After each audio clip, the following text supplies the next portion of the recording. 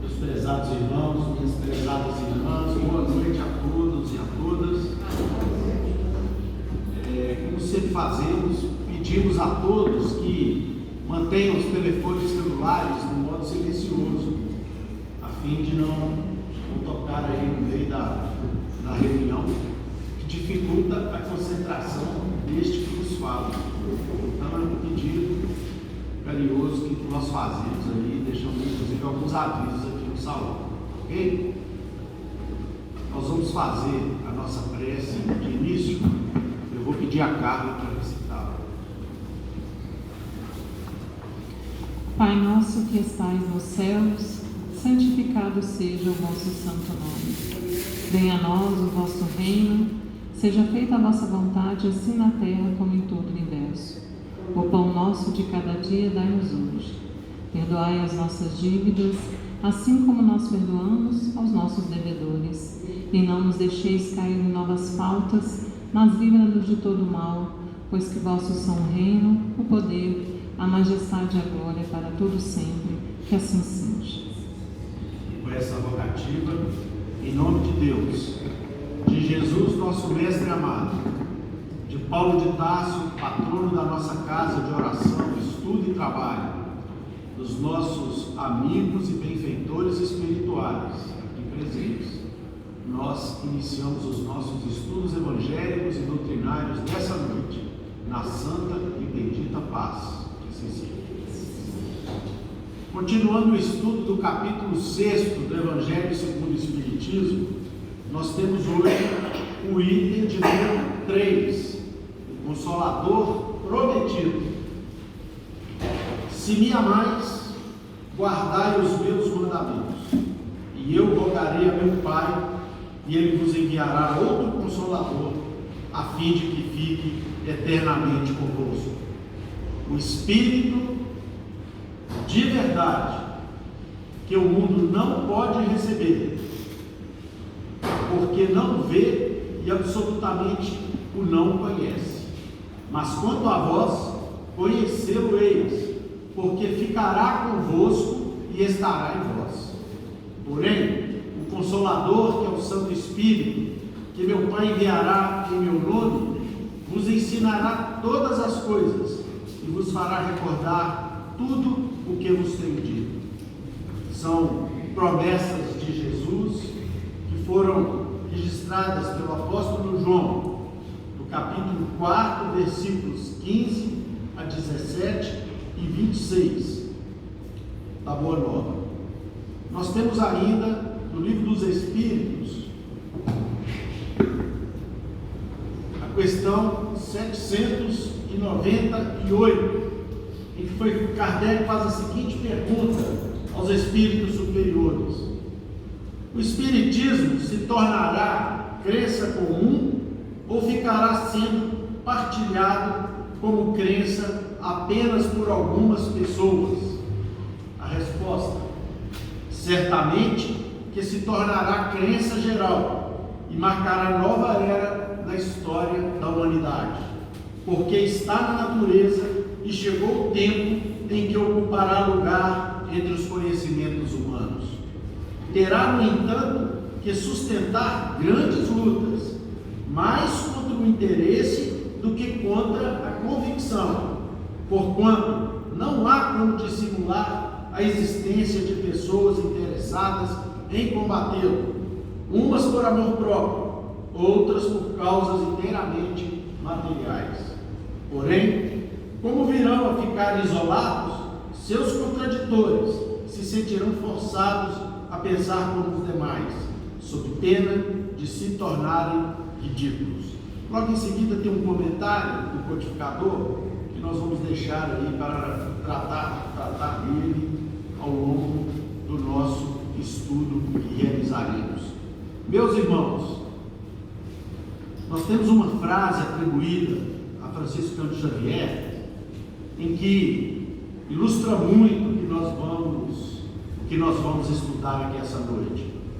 Você não pode voltar atrás e fazer um novo começo, mas você pode começar agora e fazer um novo fim.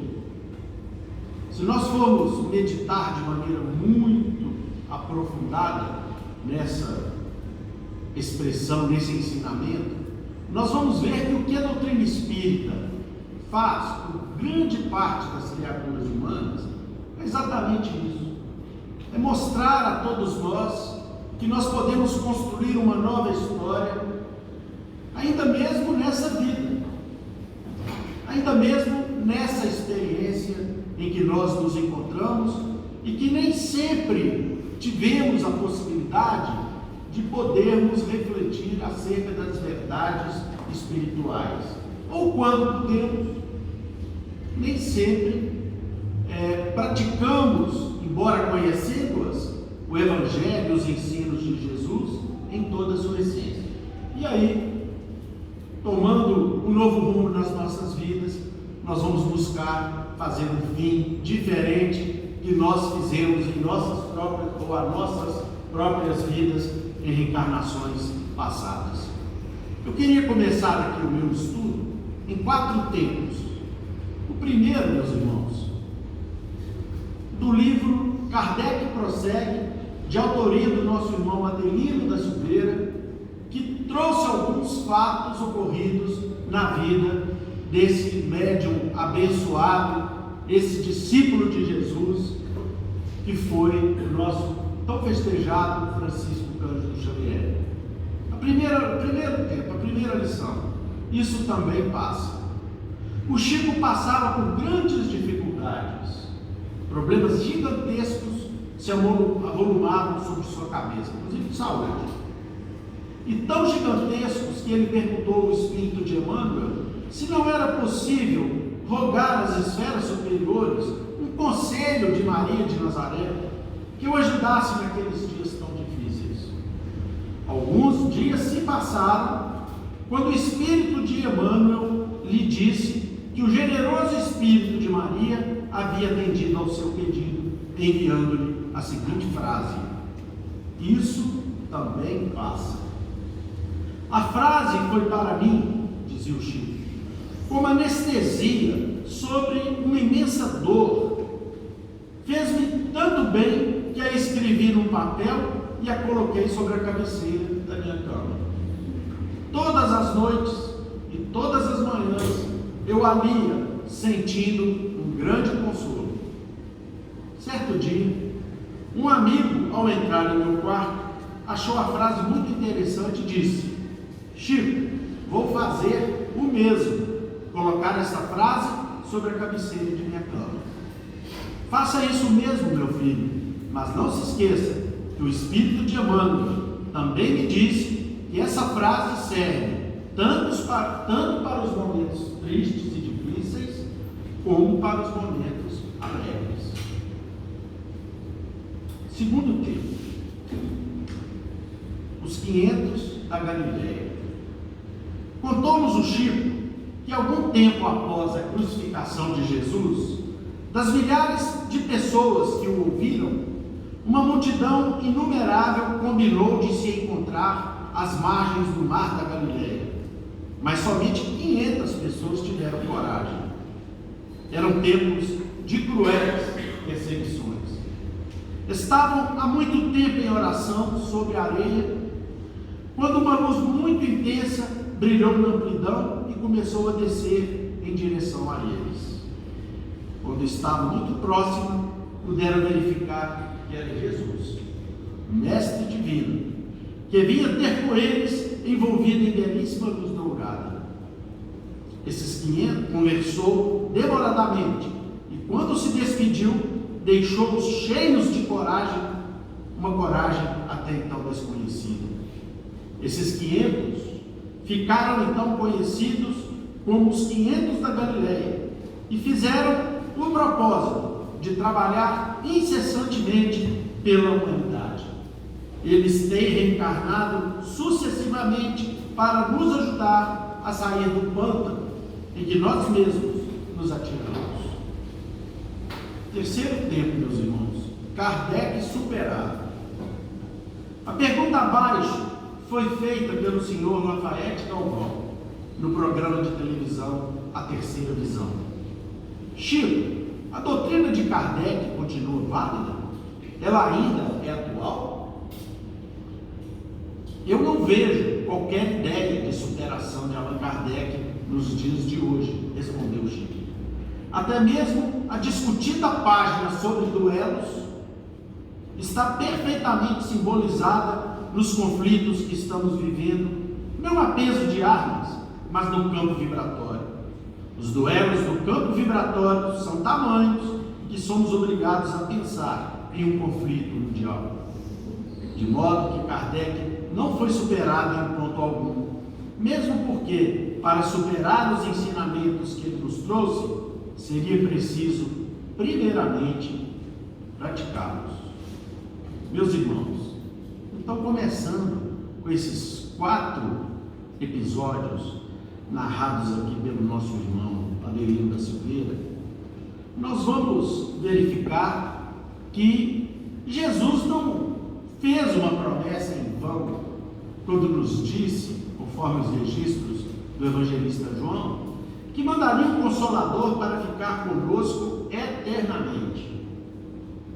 Esse Consolador, que é a doutrina espírita, os espíritos superiores confirmam, identificam, confirmam e descrevem as razões pelas quais esse Consolador é a doutrina espírita, por algumas razões que nós estamos estudando, que Kardec estudou aqui no capítulo 6º, que é o capítulo que nós estamos a estudar nessa noite. Inicialmente, meus irmãos, o Espiritismo tem se transformado nesse Consolador prometido em face de uma absoluta conexão que ele possui com o Evangelho de Jesus.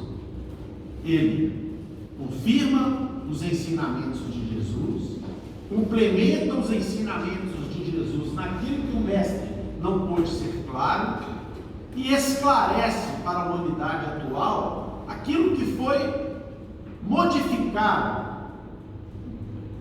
por má ou por boa intenção, mas modificado para o pior pela humanidade, por nós, religiosos de muitas vidas passadas, e que modificamos os ensinamentos puros e genuínos do Mestre, transformando grande parte deles em regulamentos frios que visam apenas a saciar a nossa vaidade, o nosso desejo de poder, a nossa incompreensão a respeito do verdadeiro sentido do que seja o Evangelho de Cristo em nossas vidas. E o Evangelho, de fato, meus irmãos, é esse Consolador. É essa, como nós vimos aqui nas lições e em outras que temos aqui nessa obra, por exemplo, aqui Emmanuel clareia para todos os presentes, através do Chico Xavier, que Jesus em nenhum século deixou de encaminhar um de seus discípulos para que eles pudessem ajudar a fazer a diferença no progresso da Terra. Nós citamos aqui um exemplo só, Francisco de Assis, que é a encarnação exatamente do apóstolo João, que nos traz essa belíssima promessa feita por Jesus e que veio com uma missão especialíssima de trazer a igreja para o seu caminho natural, uma vez que a igreja até então estava se perdendo nos desmandos, no luxo, na riqueza, até mesmo na tirania, não guardando nenhuma relação com o evangelho puro e genuíno que o Mestre nos trouxe. Francisco de Assis, então, transforma a sua vida numa constante missão de amparo aos semelhantes, cria uma ordem que hoje possui milhões de seguidores no mundo inteiro, e a sua missão foi tão bem sucedida que ele esteve pessoalmente no Vaticano com o Papa de então, para lhe advertir quanto à necessidade de buscar os ensinos do Cristo na sua originalidade, da maneira que o Cristo nos trouxe. E conta-nos a história que ele foi bem sucedido em sua missão.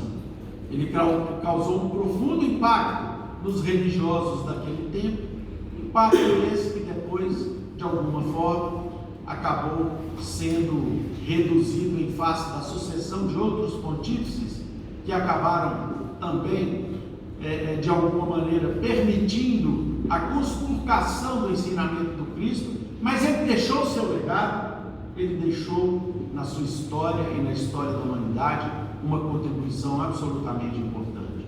E outros tantos que não são aqui conhecidos de nós, mas que são afirmados por Emmanuel como tendo sido missionários do Cristo, que junto com esses 500 aqui da Galileia, como nós vimos aqui na obra Kardec Prossegue, vieram ajudar a Jesus a fazer com que o Consolador não apenas se transformasse em algo que nos console o coração, o que é muito importante, é fundamental. Jesus nos ensina a resgatar aquilo que de bom nós temos e não permitir que nós só sobremos diante do peso dos nossos equívocos.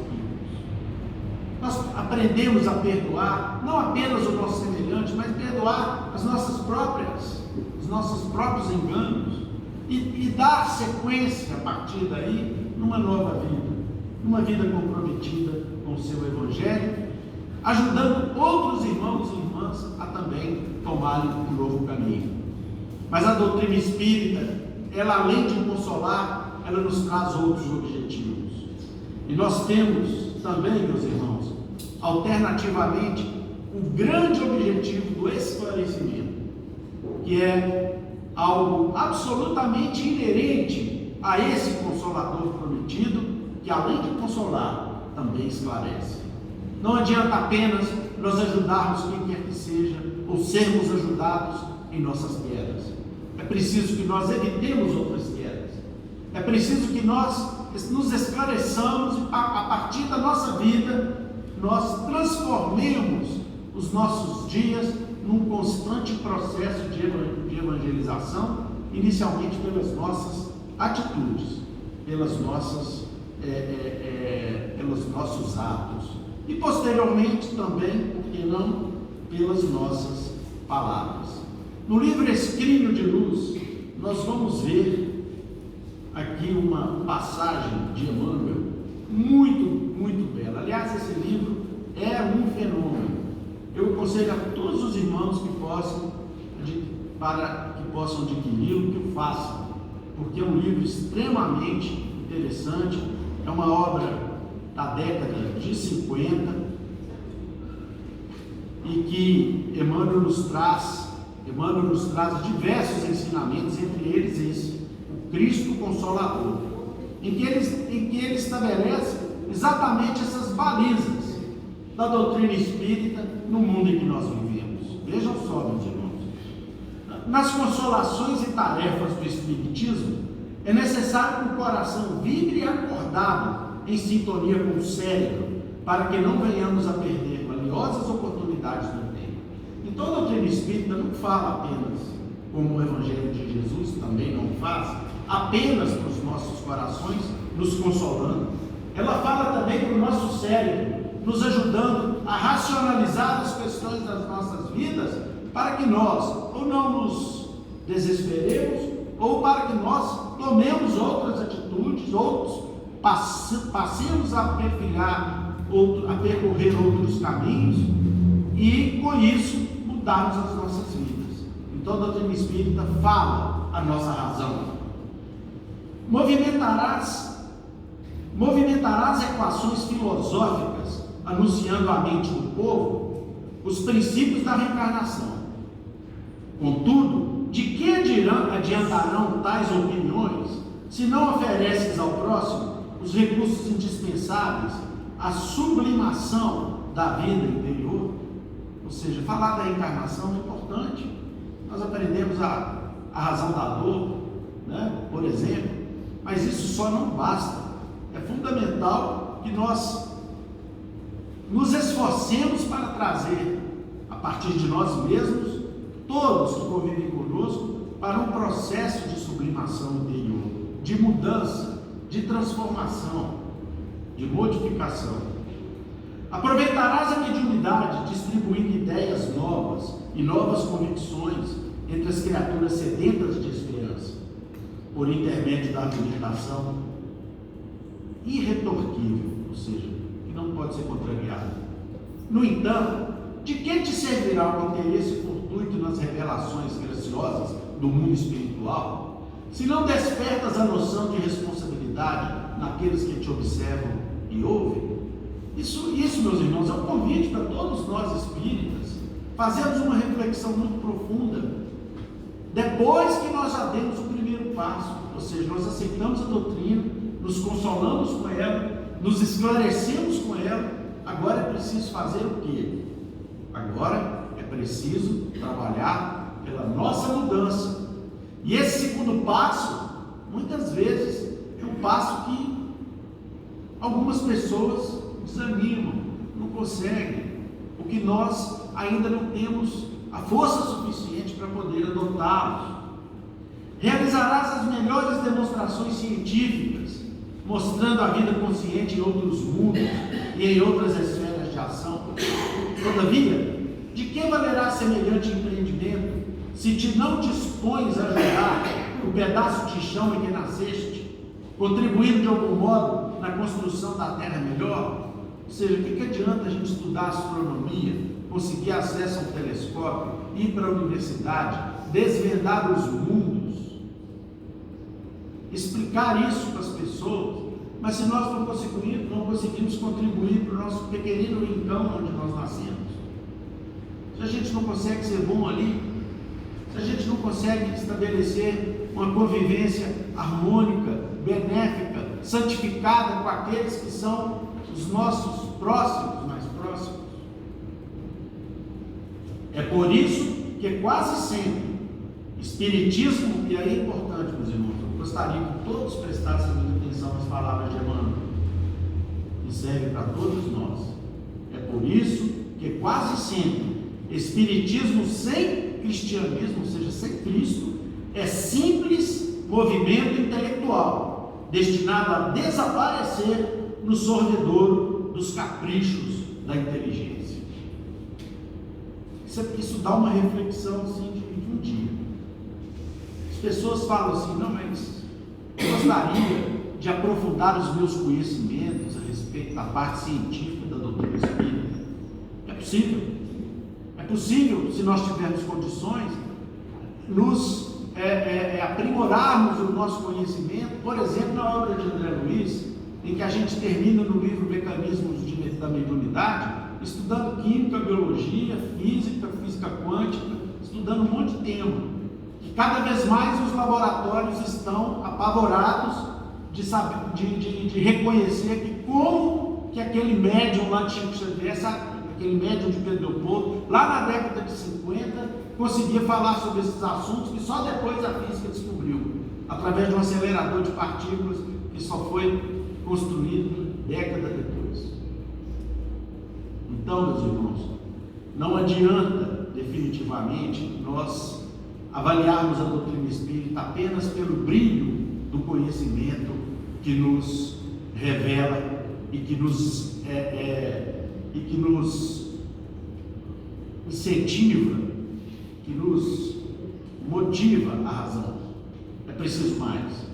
É preciso que nós não nos afastemos ou não afastemos aí na condição de espíritas a figura e os ensinamentos do Cristo da doutrina espírita, porque senão ela vira isso aqui, ela se perde, vira uma seita que se perderá nos caprichos da inteligência. E o que tem acontecido com o mundo? Como diz Emmanuel, o mundo adquiriu a condição de uma ciência que transformou as criaturas intelectualmente em anjos, mas no que diz respeito às caracteres morais, nós estamos vendo isso agora, nesse momento. Nós estamos falando aí na ação de despejar um artefato nuclear em outra, nesses dias, pois a ciência ainda transformou grande parte das criaturas que a detêm em demônios sociais. São palavras de Emmanuel. Não se entrelaçariam dois mundos diferentes, o espiritual e o físico, para o simples trabalho de pesquisa ociosa ou do êxtase inoperante? Não não se abririam as portas do grande além para que o homem se infantilizasse na irresponsabilidade ou na inconsequência. Jesus é o ponto de equilíbrio em nosso reencontro. Espíritos desencarnados e encarnados, todos nos achamos em degraus diferentes da escada evolutiva. E termina, Emmanuel, essa belíssima lição. Sem Jesus, isso é para nós, espíritos, meus irmãos, sem Jesus, estaríamos confinados à sombra de nós mesmos. E sem a disciplina do seu Evangelho de luz e amor, com todas as pompas de nossa fenomenologia convincente e brilhante, porque a fenomenologia estudada por Kardec convence as pessoas que desejam saber das realidades espirituais, especialmente quando ela é discorrida e ampliada pelos ensinamentos dos espíritos superiores. Citei aqui há pouco André Luiz. Mas se nós afastarmos de Jesus, toda essa convicção brilha, não passará de consciências extraviadas e irrequietas a caminho do caos. Então que fique bem claro para nós, meus irmãos, e que nós possamos levar isso onde quer que estejamos. Doutrina espírita sem Jesus é seita, que gera incrédulo ou fanático. Não é outra coisa. Tanto que Kardec o tempo todo não se distancia em nenhuma vírgula, em nenhum segundo do Cristo em seus ensinamentos. Jesus, meus irmãos, está no leme das nossas vidas. O Mestre está à frente do governo desse nosso mundo. E quando ele fala em consolação, ele promete a consolação para os povos futuros, que seriam sequiosos de outras provas, de outras evidências, de outros ensinamentos, em línguas diferentes, em línguas mais modernas, através de seus emissários que viriam não apenas atualizar, mas nos mostrar os ensinamentos de Jesus, dissecados em pleno século XX, posteriormente século XXI. O Mestre não se esqueceu de nós, em momento algum. E mais que isso, ele jamais nos abandonou, ele jamais nos deixou entregues a nós mesmos. E aqui nesse capítulo, que nós vamos estudar ao longo de alguns dias, de algumas terças-feiras, nós temos aqui algo que nos impressiona, e que só depois de algum tempo, meu pai me ajudou a descobrir, na codificação, uma explicação que Kardec nos deu. Se nós formos aqui no capítulo 6, nós vamos verificar assim, todas as lições da instrução dos Espíritos nos são fornecidas pelo Espírito de verdade, todas elas. Uma, duas, olha, pequenininho esse capítulo. E ele começa assim: veio como outrora aos transviados filhos de Israel, trazer-vos a verdade e dissipar as trevas. Escutai-me, o Espiritismo, como fez antigamente a minha palavra, tem de lembrar aos incrédulos que acima deles reina a imutável verdade, o Deus bom, o Deus grande, que faz germinem as plantas e se levantem as ondas. Revelei a doutrina divinal. Primeira pessoa, pronome de primeira pessoa. Eu fiz isso. E o que nos impressionou muito. Homens fracos, compreendeis das trevas das vossas inteligências. Espíritas, amai-vos. Este é o primeiro ensinamento. Instruí-vos. Este é o segundo. E aqui vai. E no item 7. Sou o grande médico das almas e venho trazer-vos o remédio que vos há de curar. Aí eu pensei, Jesus, só pode ser o Cristo, falando da primeira pessoa. Tudo que foi feito aqui foi Jesus que fez. E aí então, por que é que ele não deu o nome na mensagem? E um dia meu pai me disse assim: meu filho, quem você acha que aqui no planeta está habilitado para ser médium do Cristo? um ser que há quase 5 bilhões de anos atrás já era o Cristo, como nós sempre ressaltamos aqui em nossa reunião. E aí então, meus irmãos, depois de algum tempo, ele me manda, e eu não obedeci nos primeiros tempos, mas depois curiosidade por demais, e aí eu preciso me esclarecer a respeito disso. E terminando aqui a nossa participação, nós vamos encontrar no capítulo 31 do livro dos Médiuns, na segunda parte, uma lição muito bonita, que é exatamente o que Kardec transplantou do livro dos Médiuns para o Evangelho segundo o Espiritismo. Nós acabamos de ler aqui alguns trechos. E aí vejam o que Kardec fala, e é pequenininho aqui a informação, uma nota. Olha o que Kardec diz, meus irmãos. É muito interessante que nós saibamos disso. O codificador não nos deixou sem resposta. Essa comunicação, obtida por um dos melhores médiuns da Sociedade Espírita de Paris, foi assinada, isso é de Kardec, foi assinada com um nome que o respeito não nos permite reproduzir, senão, sob todas as reservas, tão grande seria o insigne e favor da sua autenticidade, e porque dele, Jesus, se há muitas vezes abusado demais, em comunicações evidentemente apócrifas. Esse nome é o de Jesus de Nazaré. Deste modo, de modo algum, duvidamos de que ele possa manifestar-se, mas se os espíritos verdadeiramente superiores não o fazem, senão em circunstâncias excepcionais, a razão nos inibe de acreditar que o espírito por excelência puro, responda ao chamado do primeiro que apareça. Em todo caso, haveria profanação no se lhe atribuir uma linguagem indigna dele. Então Kardec era um bom senso encarnado, como diz Camille Flammarion no seu livro. Kardec era um bom senso encarnado. Então ele analisou a comunicação e fez essa nota aqui logo após a comunicação. Foi de um médium que é dos melhores aqui da Sociedade Espírita de Paris. A mensagem é superior. Agora, eu não me atrevo a repetir sequer o nome da pessoa que deu o nome ao final da comunicação, que foi Jesus de Nazaré. Por quê? Até porque muitas comunicações apócrifas chegam aqui dizendo que são Jesus. E ele já mostrava ao mundo a necessidade de nós espíritas termos muita cautela, muito bom senso, muito estudo para podermos discernir o que é de fato superior e o que não é. E continua Kardec.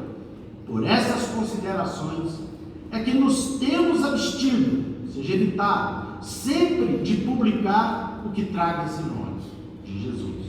E julgamos que ninguém será circunspecto em excesso no tocante a publicações desse gênero, que apenas para o amor próprio tem autenticidade e cujo menor inconveniente é fornecer armas aos adversários do Espiritismo. Então todo cuidado é pouco, né? Porque muitas coisas todas poderiam ser no futuro, como acontece, ser atribuídas a espíritos superiores, ou eventualmente até mesmo ao Cristo, e servir de base para que os adversários do Espiritismo demonstrem a fragilidade das comunicações mediúnicas. E conclui Kardec: como já dissemos, quanto mais elevados são os espíritos na hierarquia, com tanto mais desconfiança devem os seus nomes ser acolhidos nos ditados. Fora mistério ser dotado de bem grande dose de orgulho para poder alguém vangloriar-se de ter o privilégio das comunicações por eles dadas, inclusive o médium que a recebeu, e considerar-se digno de com eles confabular como os que lhes são iguais. E conclui o codificador: na comunicação acima, nessa, está lá no livro dos Médiuns, no Evangelho, apenas uma coisa reconhecemos: é a superioridade incontestável da linguagem e das ideias, deixando que cada um julgue por si mesmo, se aquele de quem ela traz o nome não a renegaria. Então, meus irmãos, fica aqui o estudo de Kardec, que nos traz a seguinte conclusão. O ensinamento é belíssimo, ele fala no nosso coração, ele tem uma identificação absoluta com o pensamento de Jesus, mas nós não precisamos nos preocupar se de fato for uma comunicação dada pelo Cristo. Basta que nós nos atentemos à mensagem, à beleza da mensagem, à grandiosidade da mensagem e à absoluta identificação da mensagem com o pensamento de um espírito superior. Pode ser, por exemplo, um espírito absolutamente identificado com o ideário de Cristo, que teria inclusive autorização para falar em nome dele, por que não? Isso é tão verdade que no livro dos Espíritos, nos chamados prolegômenos, nós vamos encontrar a assinatura junto com outros espíritos, né? Como Aristóteles, como Sócrates, Platão, Fênelon, São Luís, Santo Agostinho, né? Vicente de Paulo e tantos outros que assinam ao final o livro dos Espíritos, o apóstolo Paulo. Nós vamos encontrar a assinatura sozinho, identificado, o Espírito de verdade.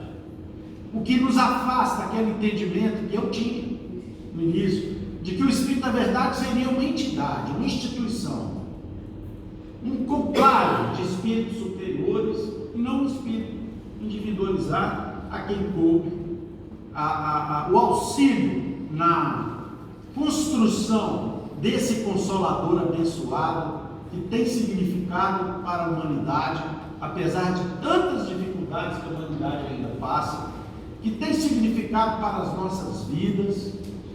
A diferença entre uma vida de dor, de sofrimento, de desatinos, de equívocos, para uma vida um pouco mais identificada com o ideário dessa criatura maravilhosa, abençoada, que um dia pediu ao seu principal interlocutor, ao seu principal colaborador, ao seu principal companheiro, aquele a quem ele entregou os destinos da sua igreja, foi Pedro. Ele falou: Pedro, você me ama? Pedro falou: amo, Senhor. Pedro, você me ama? Ele repetiu: amo, Senhor. E Jesus repete outra vez: Pedro, você me ama? Mas, Senhor, já disse 2 vezes, é claro que eu amo. Então vai, meu filho, e apacenta as minhas ovelhas. Nós somos essas ovelhas, meus irmãos, que Jesus não só apacentou e apacenta até os dias de hoje, mas também se muniu de muitos companheiros abençoados, e quiçá possamos nós, com todas as nossas limitações, com todas as nossas dificuldades, com toda a nossa diminuta capacidade, possamos ser nós também um apacentador de suas ovelhas, porque o mundo hoje nos pede isso. As pessoas buscam centros espíritas em busca desse aconchego, em busca dessa noção de pertencimento, em busca de um carinho, de um acolhimento, em busca não apenas do esclarecimento que auxilia, mas também da consolação que ergue. E é isso que Emmanuel nos pede, para que nós espíritas, já conscientes da nossa tarefa aqui na Terra, nos transformemos não em juízes dos sofrimentos alheios, mas em médicos, diz Emmanuel no livro Calma, das consequências e da dor que esses sofrimentos causam. Que Jesus nos abençoe e prepare a cada um de vocês, meus irmãos, a cada um dos seus familiares, com muitas bênçãos de paz e entendimento. Meus irmãos, boa noite a todos. Hoje nós estamos estudando alguns versículos do Evangelho de João, contidos no capítulo 14 daquele evangelista, trecho esse, meus irmãos, que demonstra para a gente que o Cristo se despediu. Conforme consta no início do capítulo 13 do Evangelho de João, temos o seguinte registro: ora, antes da festa da Páscoa, sabendo Jesus que já era chegada a sua hora de passar deste mundo para o Pai. Portanto, o Mestre sabia que se aproximava o Calvário. E como alguém que ama muito aqueles que ficam, tudo aquilo que ele disse naqueles instantes, naquelas horas finais, o que ele ensinou, tem um significado especial, porque era algo para ser gravado com mais intensidade no coração daqueles que ficaram. E justamente naquelas palavras, meus irmãos, foi que ele fez uma promessa fantástica. Uma promessa que iria mudar o rumo da humanidade no futuro, porque o Mestre já sabia que após a sua passagem, os seus ensinos seriam deturpados, mal interpretados, esquecidos, incompreendidos, porque o atraso da humanidade ainda era muito grande, em todos os aspectos. E sabedor disso, Jesus fez uma promessa maravilhosa para aqueles que seguissem os seus passos. O Cristo disse assim: se me amais, guardai os meus mandamentos, e eu rogarei a meu Pai, e ele vos enviará outro Consolador, a fim de que fique eternamente convosco.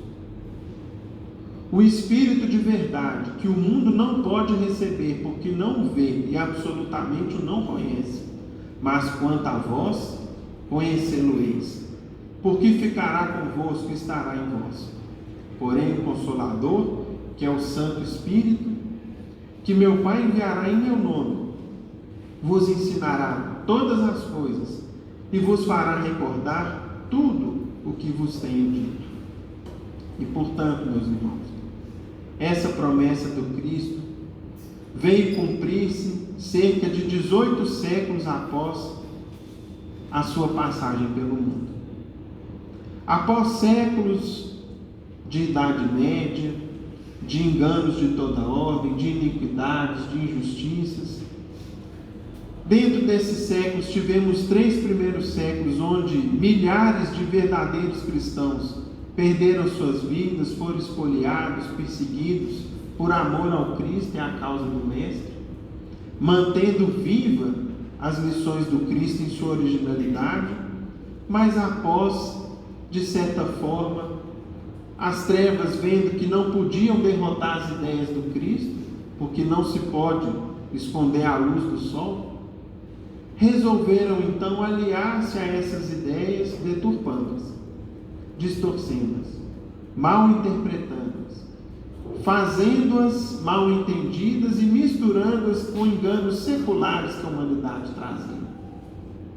E daí, meus irmãos, passamos séculos de atraso moral, mas muitas vezes, conforme nos ensina a doutrina, é nos pântanos que surge um lírio alvo, surge uma nova forma de vida, e da dor Deus sempre tira um aprendizado e um tempo novo. E findo todo esse sofrimento, todo esse atraso da humanidade, eis que, meados do século XIX, nos surge a doutrina espírita como o Consolador prometido pelo Cristo. Por que, meus irmãos, que o Espiritismo ocuparia essa posição de Consolador prometido por Jesus no Evangelho de João? Kardec comenta para nós: o Espiritismo mostra a causa dos sofrimentos nas existências anteriores e na destinação da Terra, onde o homem expia o seu passado.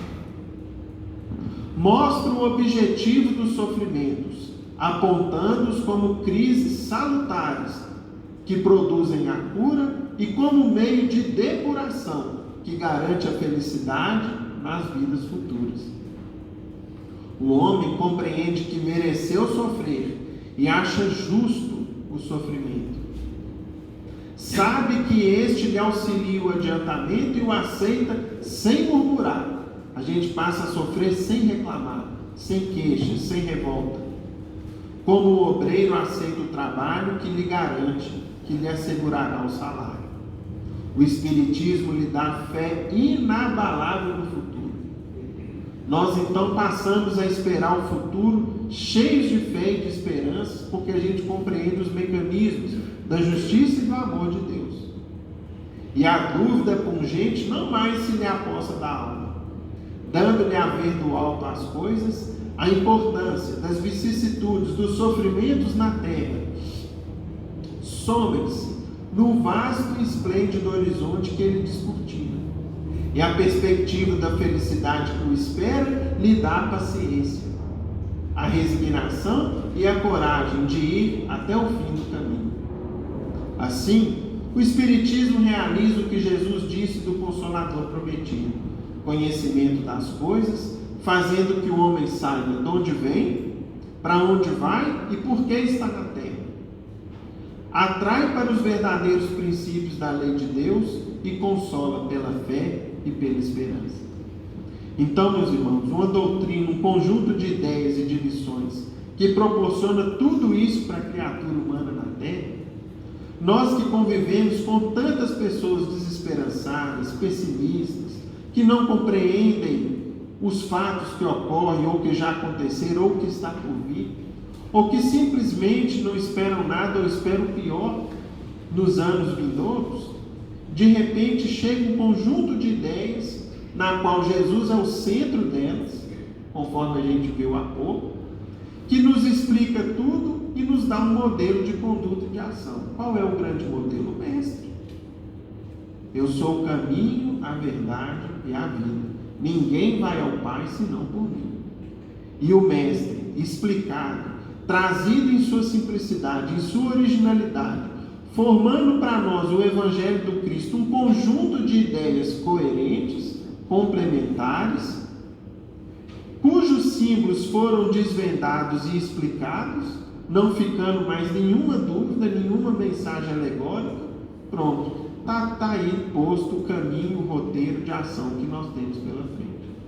O roteiro da paz, o roteiro da alegria, o roteiro da boa luta, do bom combate, para quem sabe um dia, tal como o apóstolo Paulo dizia: combati o bom combate, guardei a minha fé.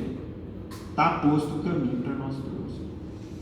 Visto isso, meus irmãos, possivelmente muitos de nós já nos perguntamos o seguinte: se o Espiritismo nos traz tantas bênçãos, tanto consolo, tanta paz, tanta luz, tanta clareza em torno do Evangelho, por que ele ainda não chegou às maiorias? Por que ele ainda não é professado por multidões ou pela maioria das pessoas do nosso país ou do planeta? Será que ele um dia tornar-se-á uma crença mais generalizada? Essa pergunta foi feita por Kardec. A falange de espíritos superiores que o responderam, formando o Livro dos Espíritos, as 1019 perguntas e respostas. E justamente na pergunta 798 foi questionado o seguinte, pelo codificador: o Espiritismo se tornará crença comum ou continuará sendo professado apenas por algumas pessoas? Resposta: certamente ele se tornará crença comum e marcará uma nova era na história da humanidade, porque está na natureza e chegou o tempo em que ocupará lugar entre os conhecimentos humanos. Ou seja, meus irmãos, essa primeira parte da pergunta: o Espiritismo tem uma força por si só, que muitas vezes não, sempre transcende o que nós, enquanto espíritas, conseguimos exemplificar e levar a quem está à nossa volta. A quantidade de consolo, de informações, de coerência, de lógica, de bom senso contida na doutrina, à medida que a gente avança nos estudos e no conhecimento, nos surpreende a cada dia. Não tem um ponto no qual a gente chega, por exemplo, eu já estudei o suficiente, eu não preciso estudar mais. Pelo contrário, o verdadeiro estudioso da doutrina espírita se encanta a cada novo estudo, se admira de cada nova constatação, de cada nova inferência que é capaz de fazer, e se admira do conjunto de ideias superiores que formam a doutrina. Continua a resposta: entretanto, terá que sustentar grandes lutas, mais contra os interesses do que contra a convicção. O que isso está nos dizendo? Conceitualmente, meus irmãos, teoricamente, o Espiritismo ainda não enfrentou uma outra doutrina, uma outra corrente de pensamentos que o superou ou que o refutou. Pelo contrário, o materialismo, que até então se punha como a grande corrente contrária ao Espiritismo enquanto expressão do espiritualismo, enfraqueceu-se teoricamente. Por quê? Porque perdeu o seu elemento básico, que é a matéria. Conforme a ciência nos explica, a matéria em si mesma, mesmo em suas menores porções identificadas pela ciência moderna, não mais existe. Matéria é energia condensada. Portanto, a base do materialismo dissipou-se. O alicerce deles ruiu. Não existe mais. E nós então não vemos uma corrente de pensamentos ou um opositor refutar a doutrina. Onde está a maior barreira para o avanço da doutrina? É mais contra os interesses do que contra a convicção, do que no aspecto teórico. Pois não se pode dissimular a existência de pessoas interessadas em combatê-lo, umas por amor próprio, outras por causas inteiramente materiais. Aí vamos dar aqui um rápido exemplo, meus irmãos. Imaginem, por exemplo, aqueles irmãos nossos ligados à indústria do luxo no mundo. Aí vem a doutrina espírita e fala conosco assim, aqui no Livro dos Espíritos: qual a base da felicidade relativa na Terra? Fé no futuro, paz de consciência e a posse do necessário. Acabou para eles, né? Então, quantas vidas estão ligadas a isso? Quantos se sustentam ou sustentam às vezes privilégios ou uma situação material invejável porque estão baseados, né, nesse tipo de exploração comercial? Esses, por exemplo, não interessam o avanço da doutrina, tal como a época do Império Romano, Jesus, com suas ideias, dilapidava uma das bases do Império Romano, que era o quê? Entre outras, a escravidão.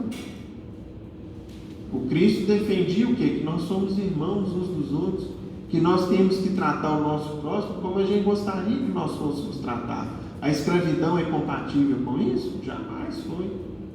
E ali dilapidou uma das bases do Império Romano.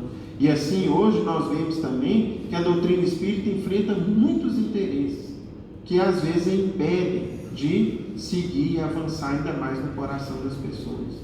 Porém, como seus contraditores se tornarão cada vez mais isolados, serão forçados a pensar como os demais, sob pena de se tornarem ridículos. E aí vem Kardec e desenvolve essa resposta para a gente, nos dizendo: as ideias só se transformam com o tempo, e nunca subitamente.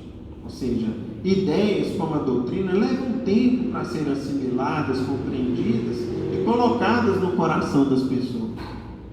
Elas se enfraquecem de geração em geração e pouco a pouco acabam por desaparecer com os que a professaram, os quais são substituídos por outros indivíduos imbuídos de novos princípios, como acontece com as ideias políticas, por exemplo. Vejam o paganismo. Certamente não há mais quem professe hoje as ideias religiosas daquela época. Todavia, muitos séculos após o advento do cristianismo, tais ideias deixaram vestígios que somente a renovação integral das raças conseguiu apagar. Dar-se-á o mesmo com o espiritismo, que tem progredido bastante, mas, vejam aqui informação interessante, durante 2 ou 3 gerações ainda haverá um fermento de incredulidade que só o tempo dissipará. Sua marcha, porém, será mais rápida que a do cristianismo, porque é o próprio cristianismo que lhe abre o caminho e serve de apoio. O cristianismo tinha que destruir, o espiritismo só tem que edificar. Aí, meus irmãos, nós vamos agora passar por uma parte muito interessante a partir dessa afirmativa de Kardec, nos apropriando aqui de um raciocínio fantástico exposto pelo Haroldo Dutra Dias, numa palestra sobre os trabalhadores da última hora. É fácil da gente achar no Google, no YouTube. Mas nós observamos aqui que Kardec nos fala de um fermento de incredulidade por 2 ou 3 gerações. Se nós considerarmos a geração da época em torno de 70 anos, nós vamos ter aí, portanto, 210 anos aproximadamente. O Livro dos Espíritos foi publicado em 1857. Portanto, por volta aí de 2057 ou 2067, esse fermento de incredulidade cederia, talvez abrindo portas para um novo tempo. E essa ideia exposta por Kardec vai encontrar ressonância alguns anos depois em uma das obras do Chico, que traz uma informação interessantíssima. No livro Brasil, Coração do Mundo, Pátria do Evangelho, no capítulo intitulado Bezerra de Menezes, nós vamos ver Humberto de Campos nos dizendo assim: o século XIX, que surgira com as últimas agitações provocadas no mundo pela Revolução Francesa, estava destinado a presenciar extraordinários acontecimentos.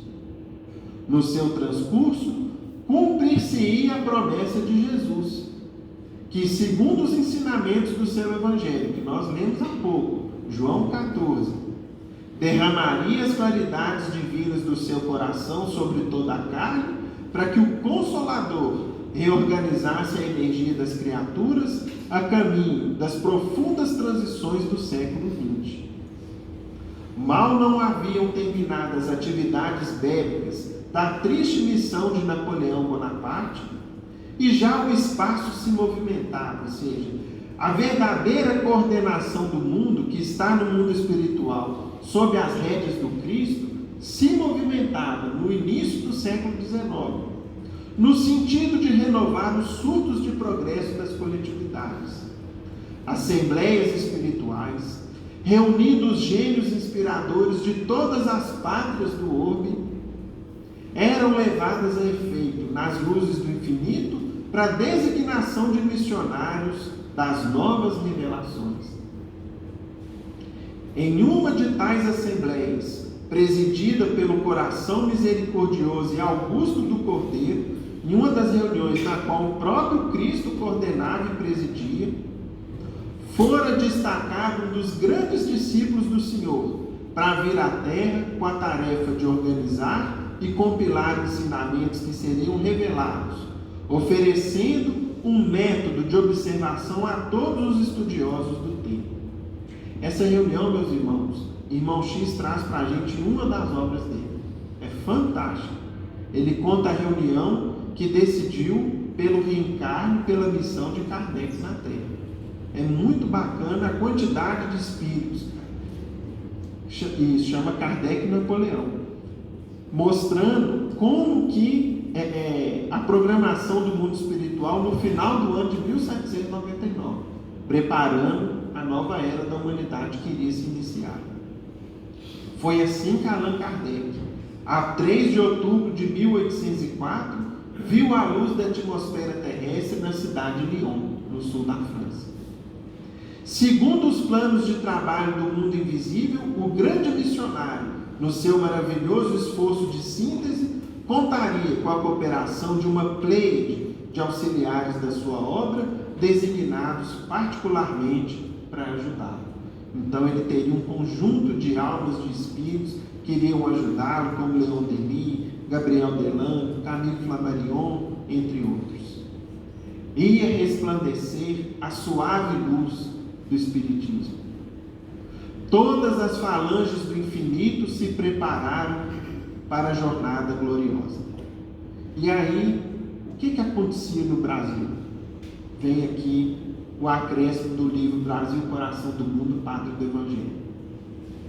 Nesta nesta época, aliás, antes dessa época, quando prestes a findar o primeiro reinado, ou seja, quase ali por volta do ano de 1830, Ismael reúne no espaço seus dedicados companheiros de luta e, organizada a venerável assembleia, o grande mensageiro do Senhor esclarece a todos sobre os seus elevados objetivos.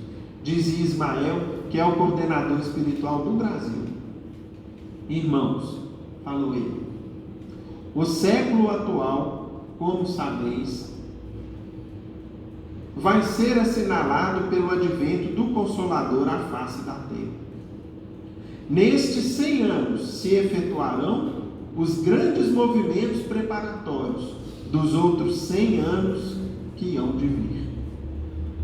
As rajadas de morticínio e de dor avassalarão a alma da humanidade no século próximo, dentro dos imperativos das transições necessárias, que serão o sinal do fim da civilização precária do Ocidente. Faz-se necessário amparemos o coração atormentado dos homens nessas grandes amarguras, preparando-lhes o caminho da purificação espiritual através das sendas penosas. É preciso, pois, prepararmos o terreno para a sua estabilidade moral nesses instantes decisivos dos seus destinos. E aí continua ele dizendo, e adiante consta para nós aqui o seguinte: a civilização armada terá de perecer, para que os homens se amem como irmãos. Concentraremos agora os nossos esforços na terra do Evangelho, para que possamos plantar no coração de seus filhos as sementes benditas que mais tarde frutificarão no solo abençoado do cruzeiro. A terra do cruzeiro, meus irmãos, muitas vezes é uma menção carinhosa feita pela espiritualidade superior ao Brasil, fazendo menção ao Cruzeiro do Sul, que todas as noites embeleza o nosso céu. Se as verdades novas devem surgir primeiramente, segundo os imperativos da lei natural, nos centros culturais do velho mundo, é na pátria do Evangelho que lhes vamos dar vida, aplicando-as na edificação dos monumentos triunfais do Salvador. Alguns dos nossos auxiliares já se encontram na terra, esperando o toque de reunir de nossas falanges de trabalhadores devotados, sob a direção compassiva e misericordiosa do Divino Mestre. E aí, ele conclui o capítulo dizendo que dentro desse movimento, dessa programação, em 29 de agosto de 1831, em Riacho do Sangue, no estado do Ceará, nascia Adolfo Bezerra de Menezes, o grande discípulo de Ismael, que vinha cumprir no Brasil uma elevada missão. Então vejam, meus irmãos, como que existe um movimento coordenado da espiritualidade superior e que encontra na época atual justamente a época de trabalhos mais intensos. Conforme essa palestra que nós dizíamos há pouco do Haroldo Dutra Dias, ele cita para nós, meus irmãos, na segunda epístola de Pedro, no seu capítulo 3, versículo 8, o seguinte: amados, não ignoreis uma coisa, que um dia para o Senhor é como 1000 anos, e 1000 anos como um dia. Se nós pegarmos então esses 1000 anos, que seria para Deus como um dia, e dividirmos pelas 24 horas de um dia, nós teríamos que, portanto, 1 hora desse dia simbólico equivaleria a 42 anos. E se nós considerarmos os 200 anos do trabalho preparatório colocado por Ismael, ou os 210 ou 200 colocados por Kardec na resposta do Livro dos Espíritos, nós vamos ter de 1857 a 2057 ou 2067. Tirando os 42 anos, 2025. Portanto, estamos começando a última hora. A última hora do velho mundo. A última hora em que cada trabalhador teria o seu esforço, a sua dedicação reconhecida no advento do Consolador no mundo. Vejam, meus irmãos, que nos cabe um trabalho especialíssimo de divulgação, de vivência, de exemplificação e de expansão da doutrina no mundo. Não através de iniciativas de proselitismo ou com a preocupação de enchermos os templos, as casas espíritas. Não é isso que a doutrina nos pede. Mas se nós vivermos de verdade, exemplificarmos a doutrina, nós estaremos no caminho e na execução do trabalho que se espera para a última hora de um tempo, para que se inicie uma nova era na humanidade. O sofrimento, a dor, a desilusão, as angústias de toda ordem estão lavrando pela humanidade. E nós temos um remédio, nós temos um consolo, nós temos um fator de paz, nós temos o maior incentivador da esperança, da fé e da alegria. Por que não divulgarmos? Por que não dividirmos? Por que não colocarmos essa candeia o mais alto possível? Não é à toa que nesse mesmo capítulo 6 que nós estamos estudando, o Espírito de Verdade, que conforme nós vimos há pouco, revela o pensamento do próprio Cristo no Evangelho, nos diz: espíritas, amai-vos, este o primeiro ensinamento, instruí-vos, este o segundo. No cristianismo encontram-se todas as verdades, são de origem humana os erros que neles se enraizaram. Eis que do além-túmulo, que julgáveis o nada, vozes vos clamam: irmãos, nada perece, nada acaba. Jesus Cristo é o vencedor do mal, sede os vencedores da impiedade. Que Jesus nos ampare, nos abençoe a todos.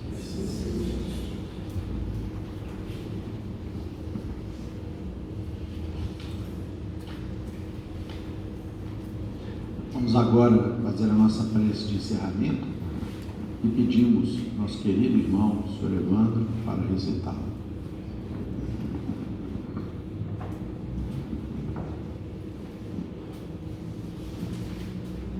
Querido Mestre Jesus, nós queremos agradecer, Senhor, pelas bênçãos, o amparo, a assistência que temos recebido, pela vossa misericórdia em nossas vidas, pelos estudos da noite, os ensinamentos que aqui recebemos, nos mostrando a doutrina espírita na sua essência divina.